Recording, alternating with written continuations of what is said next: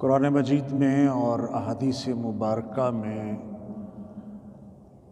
یہ بتایا گیا ہے کہ اللہ تعالیٰ اپنے نبیوں کو کس مقصد کے لیے مبعوث فرماتے ہیں۔ اللہ تعالیٰ نبی کو اس لیے مبعوث فرماتے ہیں کہ وہ اللہ کی طرف بلاتا ہے، دعوت توحید دیتا ہے، اللہ کی عبادت کی دعوت دیتا ہے۔ پیغمبر غلبہ دین کے لیے آتا ہے، اقامت دین کے لیے آتا ہے، حجت قائم کرنے کے لیے آتا ہے۔ وہ انذار و تبشیر کے لیے یعنی خوشخبری سنانے کے لیے، ڈرانے کے لیے آتا ہے، لوگوں کے اختلافات کا خاتمہ کرنے کے لیے آتا ہے، کتاب کی تلاوت کرتا ہے، کتاب و حکمت کی تعلیم دیتا ہے، ان کی تربیت کرتا ہے، ان کا تزکیہ کرتا ہے، جہالت کا خاتمہ بھی پیغمبر کرتا ہے۔ تو علمی جہالت ہو یا عملی جہالت ہو، اس کا خاتمہ کرنے کے لیے پیغمبر آتا ہے۔ اقامت عدل کے لیے نبی کو مبعوث کیا جاتا ہے، فکر آخرت کی دعوت ہوتی ہے۔ نبی علیہ السلام کو اللہ مطاع بنا کے مبعوث فرماتے ہیں کہ ان کی اطاعت کی جائے، اور رول ماڈل کے طور پر، ایک آئیڈیل شخصیت کے طور پر اللہ پیغمبر کو مبعوث فرماتے ہیں۔ نبی کو کس لیے بھیجا جاتا ہے؟ نبی بھیجنے کا 16واں مقصد یہ ہے کہ دنیا پر اللہ تعالیٰ ترس کھاتے ہیں۔ نبی علیہ السلام کی بعثت سے پہلے جو دنیا کے حالات تھے، اور 5.25 صدیاں گزر چکی تھی کہ کوئی نبی مبعوث نہیں ہوا تھا، اور دنیا کے اندر جہالت اور اس طرح کی بے شمار چیزیں آ گئی تھیں۔ تو اب اللہ تعالیٰ نے دنیا والوں پر ترس کھاتے ہوئے ایک عالمگیر پیغمبر ان کے اندر مبعوث فرمایا۔ آیت آپ نے سنی ہوئی ہے، وَمَا أَرْسَلْنَاكَ إِلَّا رَحْمَةً لِّلْعَالَمِينَ، اور نہیں بھیجا ہم نے آپ کو مگر رحمت کے طور پر، للعالمین تمام جہانوں کے لیے، تمام جنوں کے لیے، تمام انسانوں کے لیے، جملہ مخلوقات کے لیے، تمام عوالم یا عالم جتنے بھی ہیں سب کے لیے رحمت بنا کر اللہ تعالیٰ نے اس پیغمبر کو مبعوث فرمایا ہے۔ کہ پیغمبر کی کیفیت یہ تھی کہ وہ سراپا رحمت تھے۔ کس کی رحمت تھے؟ تو یہ جو میں نے کہا نا کہ دنیا والوں پر ترس کھا کر اللہ نے رسول کو بھیجا ہے، تو رحمت تو اللہ کی ہے نا۔ وما ارسلناک، اللہ فرماتے ہیں بھیجنے والی وہ ذات ہے نا، اس نے پیغمبر کو رحمت بنایا، ترس دنیا والوں پر کھایا اور اپنی رحمت کو بھیج دیا دنیا والوں کے ہاں۔ مسند احمد کی حدیث ہے، فَبَعَثَكَ اللَّهُ رَحْمَةً لِّلْعَالَمِينَ، تو اللہ تعالیٰ نے آپ کو تمام جہانوں کے لیے رحمت بنا کر مبعوث کیا ہے۔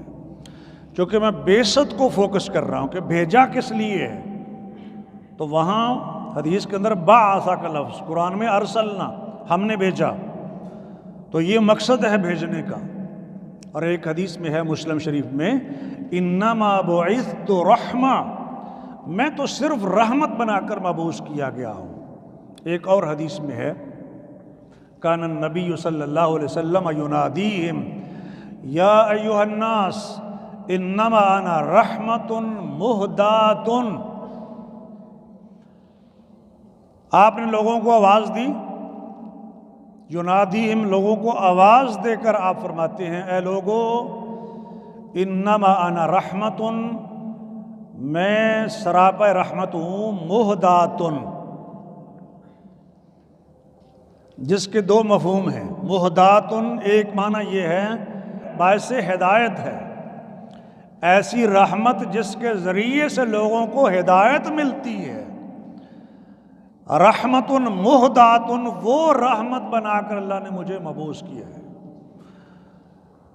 اور دوسرا معنی ہے مہدات کا گفٹڈ، اللہ نے اپنے پیغمبر کو ایسی رحمت بنا کر بھیجا ہے جو دنیا جہان والوں کے لیے اللہ کا گفٹ ہے، تحفہ ہے۔ مہدات، یہ ہدیہ آیا ہے اللہ کی طرف سے بندوں کے لیے۔ رحمت، ہدیہ رحمت، رحمت مہدات، یہ دارمی کی روایت ہے۔ تو گویا کہ آپ علیہ السلام ذریعہ ہدایت بھی ہیں اور اللہ کی بھیجی ہوئی رحمت بھی ہے، مرسل ہدایت، یہ دونوں مفہوم ہیں مہدات ان کے۔ سورۃ توبہ کے آخر میں ہے لقد جاءکم رسول من انفسکم عزیز علیہ ما عنتم حریص علیکم بالمؤمنین الرؤوف الرحیم، یقیناً تمہارے پاس، تمہاری جانوں میں سے یعنی تم میں سے، انسانوں میں سے تمہارے پاس وہ ہستی آ گئی ہے، لقد جاءکم رسول من انفسکم، ایک عظیم رسول آ گیا ہے، حریص علیکم، جو تم پر بہت زیادہ حرص کرنے والا ہے۔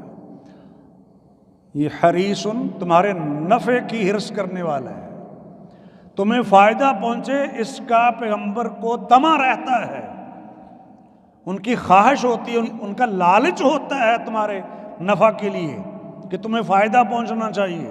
نبی علیہ السلام کی سیرت طیبہ سے ہم بھی رہنمائی لیں، وہ ہمارے لیے آئیڈیل ہیں، جو انہوں نے کیا ہم نے بھی اسی طرح کرنا ہے، انہی کے نقش قدم پر چلنا ہے۔ اور یہ ساتھ جو کہا نا کہ عزیز علیہ ما عنتم، تمہارے اوپر کوئی مشقت آئے، کوئی ڈیفیکلٹی اگر تمہارے اوپر آ جائے، کوئی ٹربل تمہارے اوپر آ جائے تو وہ بے چین ہو جاتے ہیں، شاک گزرتا ہے ان کے اوپر، گراں گزرتا ہے تمہارا مشقت میں پڑنا، تمہارا مصیبت میں پھنس جانا پیغمبر کے لیے بہت گراں گزرتا ہے، بہت پریشان ہوتے ہیں تمہاری تکلیف کی وجہ سے۔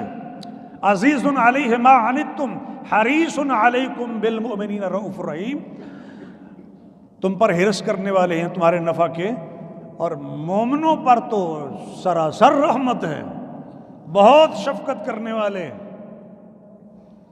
الرؤوف کسے کہتے ہیں؟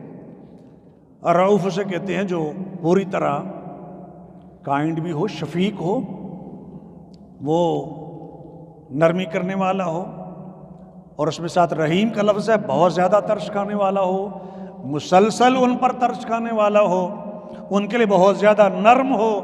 حریص علیکم بالمؤمنین رؤوف الرحیم، یہ صفات نبی علیہ السلام کی، وہ عالمگیر رحمت ہے، بحیثیت عمومی اور خصوصی رحمت ہے مومنوں کے لیے، اس لیے یہاں خاص کر دیا گیا اس کو۔ رحمت للعالمین بھی ہیں یہ عمومی رحمت کے طور پر، لیکن جو اصل حقدار ہیں رحمت محمدی کے وہ ایمان والے ہیں، اس لیے کہا بالمؤمنین رؤوف الرحیم، فل آف پائٹی ہے اور کائنڈ ہیں، مرسیفل ہے۔ یہ رؤوف الرحیم یہ سارے مفہوم اس کے اندر شامل ہے، ایمان والوں کے لیے خاص ہے آپ کی رحمت، آپ کافروں کے لیے بھی رحمت ہے۔ انہوں نے کتنا حصہ لیا نبی پاک کی رحمت سے وہ تو ان کا مقدر ہے، لیکن آپ ان کے لیے بھی رحمت بنا کر مبعوث کیے گئے تھے۔ اگر کوئی نہیں لیتا تو وہ اس کا مسئلہ ہے نا، پانی موجود ہے، کون اس سے اپنی پیاس بجھاتا ہے کون نہیں بجھاتا وہ تو اس کا مسئلہ ہے نا، لیکن اس کی زندگی کو بچانے کے لیے آب حیات اس کے لیے موجود ہے، استعمال نہیں کر رہا، وہ فائدہ نہیں اٹھا رہا، لیکن پھر بھی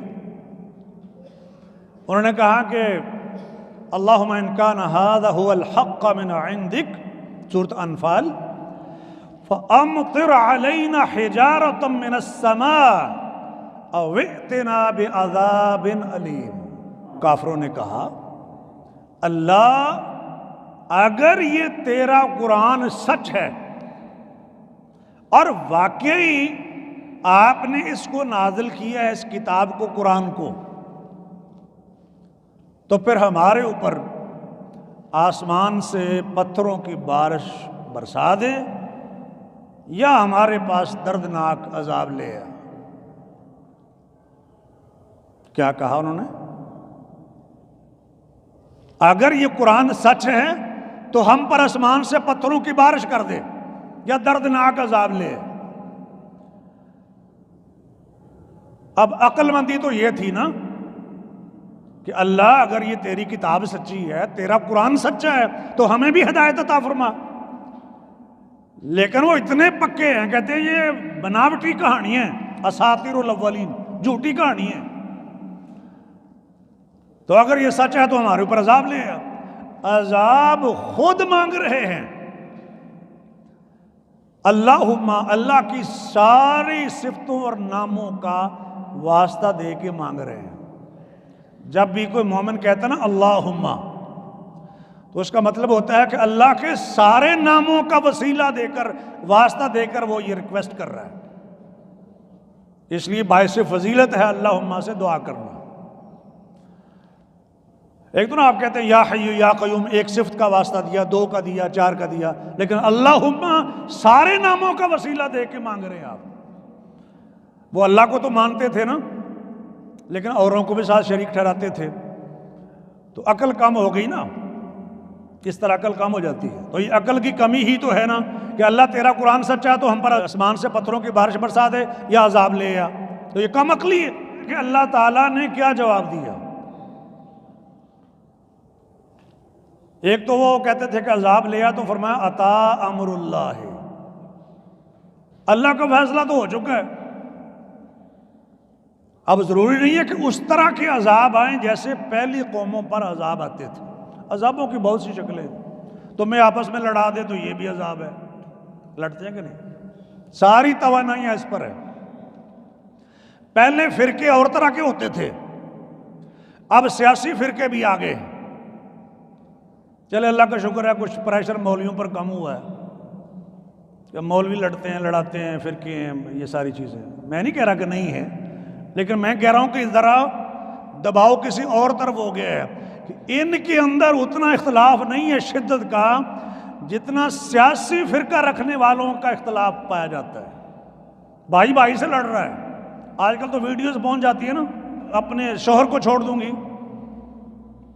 لیکن لیڈر کو نہیں چھوڑ سکتی، خودکشی کریں گے، لیکن سیاسی فرقہ نہیں چھوڑیں گے۔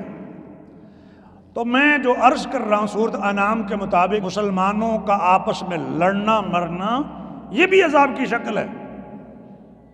عذاب ضروری نہیں ہے کہ اسی طرح عذاب ہے کہ پوری قوم جو ہے وہ ذلیل بندر اور خنزیر بنا دی جائے، زمین میں سب کو دنسا دیا جائے۔ اب رسول رحمت کی آمد ہو گئی ہے، اب وہ عذاب نہیں آئیں گے کہ پوری قوم تباہ کر دی جائے، ساری قوم صفحہ ہستی سے مٹا دی جائے اور زمین میں دنسا دی جائے، یا ان کی شکلیں بگاڑ کر ان کو بندر اور خنزیر بنا دیا جائے۔ اب اس طرح کے عذاب نہیں آئیں گے، یا آسمان سے پتھروں کی بارش ہو جائے اور پوری قوم جو تباہ ہو جائے، اس طرح کے عذاب جزوی طور پر ہوں گے۔ یا پھر وہ عذاب کہ بندے کا سکون غارت ہو گیا ہے، اپنے بچے اپنے خلاف اٹھ کھڑے ہوئے ہیں، اپنے بھائیوں نے مقدمہ کر دیا ہے، بھائی نے بھائی کو قتل کر دیا ہے، وراثت سے حصہ نہیں ملا، بیٹے نے باپ کو قتل کر دیا، واقعات بے شمار ہیں۔ تو عذاب کی بے شمار ایسی قسمیں ہیں جو پائی جاتی ہیں اس امت کے اندر بھی، لیکن اس طرح کے عذاب نہیں ہیں۔ کیوں نہیں ہے؟ یا مکے والوں پر طلب کے باوجود بھی عذاب نہیں آیا تو کیوں نہیں آیا؟ وہ قرآن نے اس کا جواب دیا ہے۔ انہوں نے کہا کہ ہم پر آسمان سے پتھروں کی بارش اے اللہ برسا دے یا دردناک عذاب لے آ اگر تیرا قرآن سچا ہے۔ اللہ تعالیٰ نے فرمایا وَمَا كَانَ اللَّهُ لِيُعَذِّبَهُمْ وَأَنْتَ فِيهِمْ، اللہ انہیں عذاب نہیں کرنے والا جب تک آپ ان کے اندر موجود ہیں۔ انت فیہم، یہاں محمد الرسول اللہ صلی اللہ علیہ وسلم مخاطب ہے کہ اے نبی جب تک آپ ان کے اندر موجود ہیں اللہ انہیں عذاب نہیں کرے گا۔ تو میں یہی عرض کرنا چاہتا تھا کہ ان پر عذاب نہیں آ رہا، کافروں پر عذاب نہیں آ رہا، عذاب رکا ہوا ہے، ٹلا ہوا ہے، حالانکہ وہ خود مانگ رہے ہیں۔ تو خود مانگنے پر تو آنا چاہیے نا کہ اتنے ڈھیٹ اور اتنی ڈٹائی کے ساتھ عذاب مانگ رہے ہیں کہ اللہ تیرا قرآن سچا بھی ہے تو ہم پر عذاب لے آ، تو پھر تو آنا چاہیے۔ فرمایا اس لیے اللہ نہیں بھیج رہا کہ اے نبی آپ ان کے اندر موجود ہیں، تو جب تک آپ کا وجود ان کے اندر رہے گا یہ عذاب سے محفوظ رہیں گے۔ اللہ کے بندو، جن کافروں میں نبی کا وجود پایا جاتا ہو وہ کافر عذاب سے بچ جائیں تو جو اللہم صلی علی محمد و علی آل محمد کہنے والے ہوں تو وہ اگر عذاب کے اندر گرفتار ہوں تو سوچنا چاہیے کہ کہاں کھڑے ہیں. کیا اتنا حق بھی انہوں نے باقی نہیں رکھا؟ جو نبی کی رحمت سے کافروں کو حاصل ہوا تو اتنا حصہ بھی ان کا نہیں ہے.